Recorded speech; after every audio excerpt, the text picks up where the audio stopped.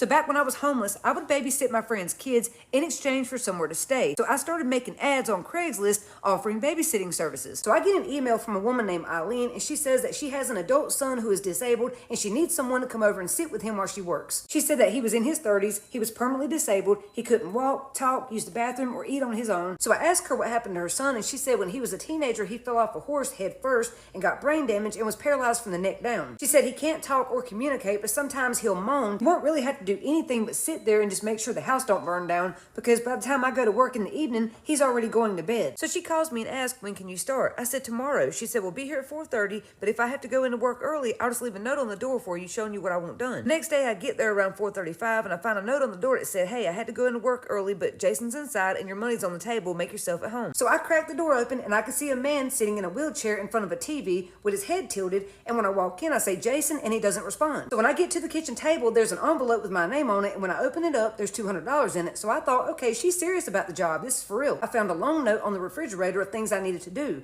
8 o'clock supper, 8:30 diaper change, 9 o'clock bath. So I spent the night doing everything on her list, and then I put him to bed, and then I went to sleep on the couch, and I was just glad to finally have a roof over my head. Now, Eileen had these alarms set to let you know when to go feed or change Jason, so one of these alarms went off around 2 a.m. and it woke me up. I check on Jason, and then I go to the bathroom, and when I look in the mirror, my hair is balled up and has a big matted spot where something is like dried up in it. I'm thinking, did I drool in my own hair? What the hell is that? And I have to rinse my hair out in the sink and pick the shit out. So by 12:30 the next day, Eileen has still not come home from work, and now I'm making Jason lunch. So now it's time to wash him, and while I was giving him a bath, I could tell he was physically very excited, and when I was drying him off, his hand grazed across my ass. But I'm thinking it was an accident, because when you work that close with patients, you're bound to bump into each other one way or another. Trigger warning, this part is disgusting. So after his bath, I put him in the bed, and then I went and laid on the couch and took a nap, and when I woke up, that same shit was in my hair again. I had my hair pulled back tightly, but once again, it was pulled out like this and looked like someone had jizzed in it. So I'm leaned over the sink, rinsing my hair out, and I hear stomping in the hallway, but when I look out, no one's there, and Jason's in bed asleep. So now it's after dark, Eileen still hasn't come home, and now I'm Skyping with my boyfriend when I hear Jason moaning in the bedroom, so I go to check on him, but nothing's wrong. I get back on Skype with my boyfriend, and within minutes, my boyfriend says,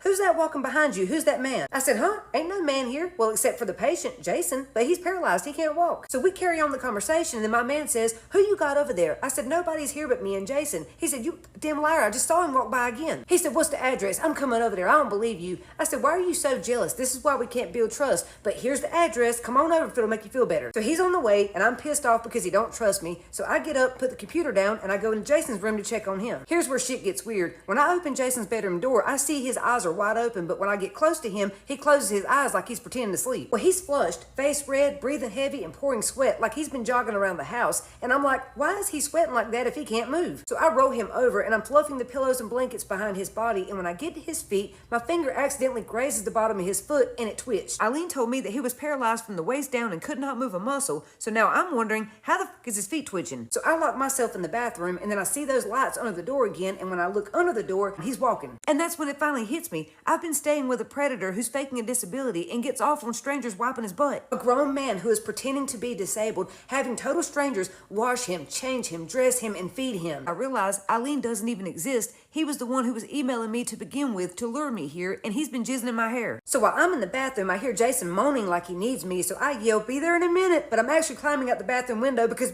I'm leaving. My man shows up with a weapon, and we go in the house, and he takes one look at Jason and says, that's him. That's the man I saw behind you. So my man starts yelling at Jason, get up, boy, get up. Come on, you ain't fooling nobody. You want to play games with my old lady? I'm gonna f you up. Well, then my man fires a shot beside Jason on the bed, and that made Jason flinch, and then Jason jumps up and takes off running out of the house. My boyfriend follows behind him and fires another shot, and then I grab my boyfriend and snatch him back, and then we get in the car and leave. So as we're leaving, we stop by the mailbox to try to see who lives there, and when we open it up, it's jam-packed full of mail. It hadn't been checked in months, probably years. So we go back the next day, and a neighbor tells us the homeowner was put into hospice months ago, and that's why the power's still on. And squatters had been breaking into the house and staying there. The one thing we couldn't figure out was who called me that first day pretending to be Eileen, because the person I talked to sounded just like a woman, but it could have been this guy. I don't know. So I go to try to file a police report, and they won't even let me talk to a detective. They said it sounded like a scam, and they didn't handle those types of cases. Then my boyfriend gets mad and cusses me out for being homeless, saying I need to get my shit together. I said, I'm doing everything I can do. I don't have people paying my bills like you do. I said, you 30-something years old, still living with your grandparents, mooching off of them, got them paying all your bills, and you trying to tell me I need to get on my feet? cute. When I was homeless, I went through hell. I was put in some very scary situations just to have food and a roof over my head. One point, I was sleeping in my friend's pump house, taking baths at the lake, selling aluminum cans for money. I didn't want to, but I had to. When you don't have an income, a home, or support, you do what you got to do to survive, and that's what I was doing.